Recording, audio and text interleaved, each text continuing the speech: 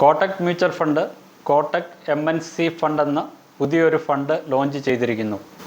ഈ ഫണ്ടിൻ്റെ NFO 7 October മുതൽ 21 October വരെ സബ്സ്ക്രിപ്ഷന് ഓപ്പൺ ആണ്. ഇതൊരു തീമാറ്റിക് ഫണ്ടാണ്, അല്ലെങ്കിൽ സെക്ടർ സ്പെസിഫിക് ഫണ്ടാണ്. ഈ ഫണ്ടിൻ്റെ ഒബ്ജക്റ്റീവ് അനുസരിച്ച് ഈ ഫണ്ടിൽ നിന്ന് കളക്ട് ചെയ്യുന്ന എമൗണ്ട് MNC കമ്പനികളിൽ, അതായത് മൾട്ടിനാഷണൽ കമ്പനികളുടെ ഷെയറുകളിലും സ്റ്റോക്കുകളിലുമാണ് നിക്ഷേപം നടത്തുന്നത്. ഏതൊക്കെ കമ്പനികളാണ് MNC കമ്പനികളായിട്ട് കൺസിഡർ ചെയ്യുന്നത് അല്ലെങ്കിൽ ആ കാറ്റഗറിയിൽ പെടുന്നത്? ഇന്ത്യയിൽ രജിസ്റ്റർ ചെയ്ത് ഇന്ത്യയിൽ നിന്ന് ഓപ്പറേറ്റ് ചെയ്യുന്ന കമ്പനികൾ അവർ ഏൺ ചെയ്യുന്ന റവന്യൂവിൻ്റെ 50% അതിൽ കൂടുതലോ, അതായത് അവർ പ്രൊഡ്യൂസ് ചെയ്യുന്ന പ്രോഡക്റ്റുകളോ കമ്മോഡിറ്റികളോ എക്സ്പോർട്ട് ചെയ്തിട്ട് 50% കൂടുതൽ വരുമാനം വിദേശത്ത് നിന്നാണ് ലഭിക്കുന്നതെങ്കിൽ അങ്ങനെയുള്ള കമ്പനികളാണ് ഇന്ത്യൻ മൾട്ടിനാഷണൽ കമ്പനികളുടെ കാറ്റഗറിയിൽ പെടുന്നത്. ട്രാൻസ്നാഷണൽ കമ്പനീസ് ഈ കാറ്റഗറിയിൽ പെടുന്ന കമ്പനികൾക്ക് വിദേശത്ത് ഒന്നിൽ കൂടുതൽ രാജ്യങ്ങളിൽ ഓപ്പറേഷൻ ഉണ്ടാവാം. അങ്ങനെയുള്ള ഓപ്പറേഷനിൽ നിന്ന് 50% കൂടുതൽ റവന്യൂ ലഭിക്കുന്നുണ്ടെങ്കിൽ അങ്ങനെയുള്ള കമ്പനികളെയാണ് ട്രാൻസ്നാഷണൽ കമ്പനികളായിട്ട് കൺസിഡർ ചെയ്യുന്നത്. ജോയിൻറ്റ് വെഞ്ചർ കമ്പനികൾ, നമ്മുടെ ഇന്ത്യയിൽ രജിസ്റ്റർ ചെയ്തിരിക്കുന്ന ഒരു കമ്പനി വിദേശത്ത് രജിസ്റ്റർ ചെയ്തിരിക്കുന്ന ഒരു കമ്പനിയുമായിട്ട് ജോയിൻറ്റ് വെഞ്ചറിൽ ഏർപ്പെട്ടിട്ടുണ്ടെങ്കിലും, അതേപോലെ തന്നെ വിദേശത്തുള്ള കമ്പനി ഇന്ത്യൻ കമ്പനിയുടെ 26% കൂടുതൽ ഷെയർ ഹോൾഡ് ചെയ്യുന്നുണ്ടെങ്കിലും അങ്ങനെയുള്ള കമ്പനികളെയും MNC കമ്പനികളായിട്ട് കൺസിഡർ ചെയ്യുന്നുണ്ട്. സബ്സിഡിയറീസ് ഓഫ് ഫോറിൻ കമ്പനി, ഇന്ത്യക്ക് വെളിയിൽ മറ്റേതെങ്കിലും രാജ്യത്ത് രജിസ്റ്റർ ചെയ്തിരിക്കുന്ന ഒരു കമ്പനി, അതോടൊപ്പം തന്നെ ഇതിൻ്റെ ഫോറിൻ പ്രൊമോട്ടേഴ്സ് 50% കൂടുതൽ ഷെയർ ഹോൾഡിംഗ് അവർക്കുണ്ടെങ്കിൽ അതേപോലെയുള്ള കമ്പനികളെയും MNC കമ്പനികളുടെ കാറ്റഗറിയിൽ പെടുത്തുന്നുണ്ട്. ഈ പർട്ടിക്കുലർ തീമാറ്റിക് ഫണ്ടിനെ സംബന്ധിച്ചിടത്തോളം ഈ ഫണ്ട് കളക്ട് ചെയ്യുന്ന എമൗണ്ട് ഇന്ത്യൻ മൾട്ടിനാഷണൽ കമ്പനികളിലും ട്രാൻസ്നാഷണൽ കമ്പനീസിലും ജോയിൻറ്റ് വെഞ്ചർ ഫോറിൻ കമ്പനികളിലും സബ്സിഡിയറീസ് ഓഫ് ഫോറിൻ കമ്പനി ഈ നേച്ചറിലും അല്ലെങ്കിൽ ഈ കാറ്റഗറിയിലും വരുന്ന കമ്പനികളുടെ സെലക്റ്റഡ് ഷെയർസിലാണ് നിക്ഷേപം നടത്തുന്നത്. ഈ പറയുന്ന മൾട്ടിനാഷണൽ കമ്പനികൾ പല സെക്ടറിൽ ഓപ്പറേറ്റ് ചെയ്യുന്നുണ്ടാവാം. Automobile and auto components, capital goods, construction materials, diversified ആയിട്ടുള്ള ഏരിയയിൽ ഓപ്പറേറ്റ് ചെയ്യുന്ന കമ്പനികൾ, FMCG അതായത് fast moving consumer goods, health care related ആയിട്ടുള്ള ഏരിയയിൽ വർക്ക് ചെയ്യുന്ന കമ്പനികളുണ്ടാവാം. Information technology, media, entertainment and publication, telecommunications, textiles, ഇതേപോലെയുള്ള ഏരിയകളിൽ ഓപ്പറേറ്റ് ചെയ്യുന്ന കമ്പനികളിലായിരിക്കും മെയിനായിട്ടും ഈ ഫണ്ട് ഇൻവെസ്റ്റ്മെൻറ്റുകൾ നടത്തുക. ഈ ഫണ്ട് ബെഞ്ച് മാർക്ക് ചെയ്തിരിക്കുന്നത് നിഫ്റ്റി MNC ടോട്ടൽ റിട്ടേൺ ഇൻഡെക്സിനെയാണ്. കഴിഞ്ഞ ഒരു വർഷത്തെ ഈ ഇൻഡെക്സിൻ്റെ പെർഫോമൻസ് അല്ലെങ്കിൽ CAGR എന്ന് പറയുന്നത് 16.11%. എന്നാൽ ഇത് നിഫ്റ്റി 500 ടോട്ടൽ റിട്ടേൺ ഇൻഡെക്സിൽ 14.18%, നിഫ്റ്റി 50 ടോട്ടൽ റിട്ടേൺ ഇൻഡെക്സിൽ ഇത് ഏകദേശം 13.28%.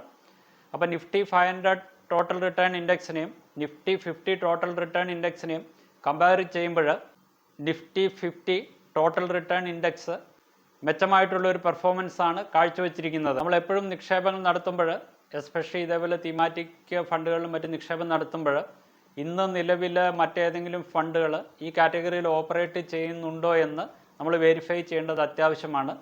ഇന്ന് ഇന്ത്യയിൽ MNC തീമാറ്റിക് ഫണ്ടുകൾ ഓപ്പറേറ്റ് ചെയ്യുന്നുണ്ട്.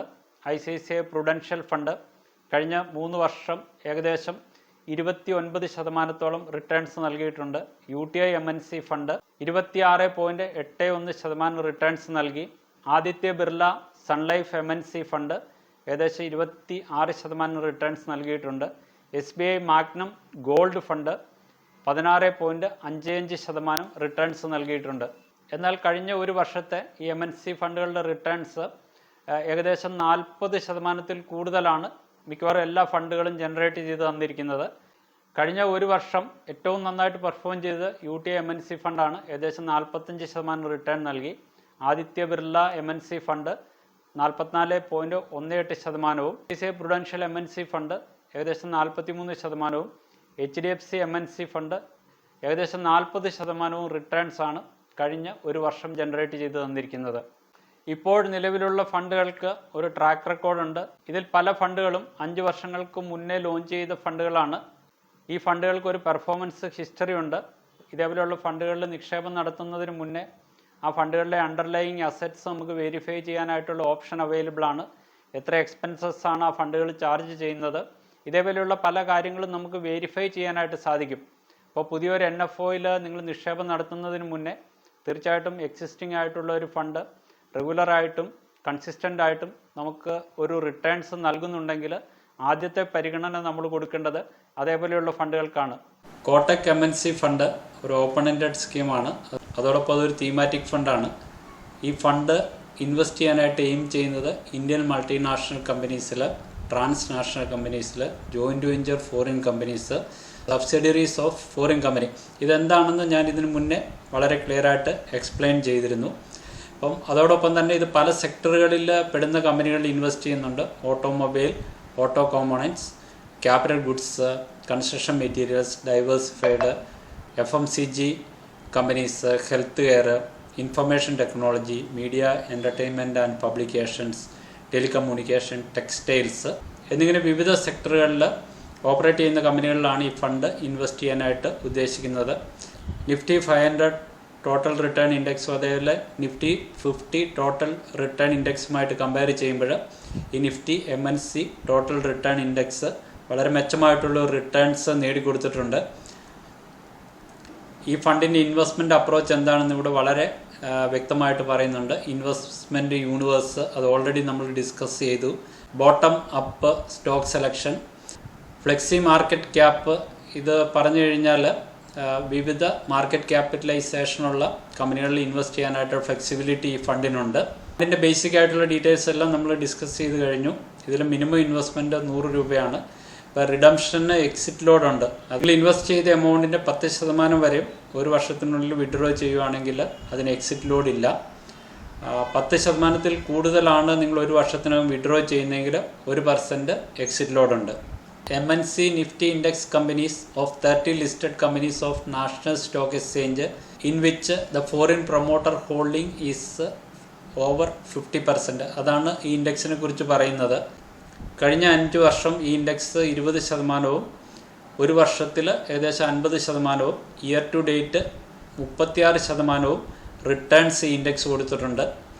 ഈ ഇൻഡെക്സിൽ ഉൾപ്പെടുത്തിയിരിക്കുന്ന major companies Maruti Suzuki, Hindustan Lever, Nestle, Vedanta, Britannia, Siemens, Cummins India, Colgate, United Spirits, ABB India, ഇതെല്ലാം മൾട്ടിനാഷണൽ MNC കമ്പനികളാണ്.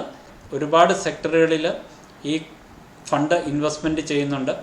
FMCG കമ്പനികളിലാണ് ഏകദേശം 38%, capital goods, automobile, metal mining, health care, construction materials, information technology, chemicals, oil, financial service, diversified, consumer durables എന്നിങ്ങനെ വിവിധ സെക്ടറുകളിൽ ഈ fund നിക്ഷേപം നടത്തുന്നുണ്ട്.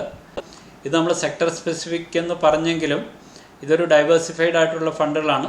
ഈ ഇൻഡെക്സിൽ ഉൾപ്പെടുത്തിയിരിക്കുന്ന 30 കമ്പനികളുടെ ലിസ്റ്റാണിത്. 3M India, ABB, Abbott, Ambuja, Ashok Leyland, Tata, Britannia, Crisil, Hindustan Lever, Maruti, Nestle, SKF, Siemens, United Breweries, United Spirits, Vedanta, ഇതേപോലെ 30 കമ്പനികളാണ്.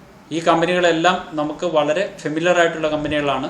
ആസച്ച് ഈ ഫണ്ട് നിക്ഷേപം നടത്തുവാൻ പോകുന്ന ഈ പറയുന്ന കമ്പനികളുടെ ഷെയറുകളിലായിരിക്കും. ഇപ്പോൾ നിങ്ങൾക്ക് മനസ്സിലായിട്ടുണ്ടാവാം MNC ഫണ്ടുകളിൽ നിക്ഷേപം നടത്തിയാലുള്ള അഡ്വാൻറ്റേജുകളും ഇതേപോലെയുള്ള തീമാറ്റിക് ഫണ്ടുകളിൽ നമ്മൾ നിക്ഷേപം നടത്തുമ്പോൾ അധികമായിട്ട് നമ്മൾ എടുക്കുന്ന റിസ്ക്കും. സ്റ്റോക്ക് മാർക്കറ്റ് ബുള്ളിഷായിട്ട് മുന്നോട്ട് പോകുന്ന ഒരു സാഹചര്യത്തിൽ ഇന്ന് ഇന്ത്യയിൽ ലിസ്റ്റ് ചെയ്തിരിക്കുന്ന മിക്കവാറും എല്ലാ കമ്പനികളുടെ സ്റ്റോക്കിലും അതിനനുബന്ധമായിട്ടുള്ള അപ്പ് മൂവ് അല്ലെങ്കിൽ ഇൻക്രീസ് ഉണ്ടായിക്കൊണ്ടിരിക്കും.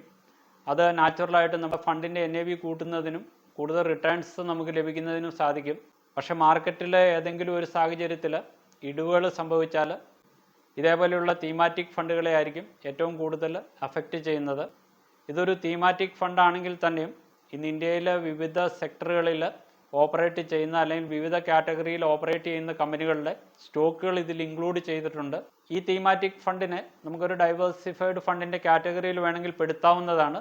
ഇതേപോലെയുള്ള കമ്പനികളിൽ ഇൻവെസ്റ്റ് ചെയ്യുമ്പോൾ ഉള്ളൊരു റിസ്ക് എന്ന് പറയുന്നത് മിക്കവാറും 50% കൂടുതൽ റവന്യൂ വിദേശ രാജ്യങ്ങളിൽ നിന്നാണ് ഏൺ ചെയ്യുന്നതെങ്കിൽ വിദേശ രാജ്യങ്ങളിലോ അല്ലെങ്കിൽ ഈ കമ്പനി അവരുടെ പ്രോഡക്റ്റുകൾ കയറ്റുമതി ചെയ്യുന്ന അല്ലെങ്കിൽ അവരുടെ ഫോറിൻ എക്സ്ചേഞ്ച് അവർ ഏൺ ചെയ്യുന്ന രാജ്യങ്ങളിൽ ഏതെങ്കിലും രീതിയിലുള്ള നാച്ചുറലായിട്ടുള്ള പ്രശ്നങ്ങളോ പൊളിറ്റിക്കലായിട്ടുള്ള പ്രശ്നങ്ങളോ മറ്റേതെങ്കിലും രീതിയിലുള്ള പ്രശ്നങ്ങൾ ഉണ്ടായാൽ തീർച്ചയായിട്ടും ഇതേപോലെയുള്ള കമ്പനികളുടെ പെർഫോമൻസിനെ അഫക്റ്റ് ചെയ്യും. കാറ്റഗറിയിൽ പെടുന്ന കമ്പനികൾ കൂടുതലായിട്ട് നിക്ഷേപങ്ങൾ നടത്തുന്നത് എക്സ്പോർട്ട് ഓറിയൻറ്റഡ് ആയിട്ടുള്ള കമ്പനികളിലോ അല്ലെങ്കിൽ വിദേശത്ത് നിന്ന് കൂടുതൽ റവന്യൂ ലഭിക്കുന്ന സോഴ്സുകളിലുള്ള കമ്പനികളിലോ ആയിരിക്കാം.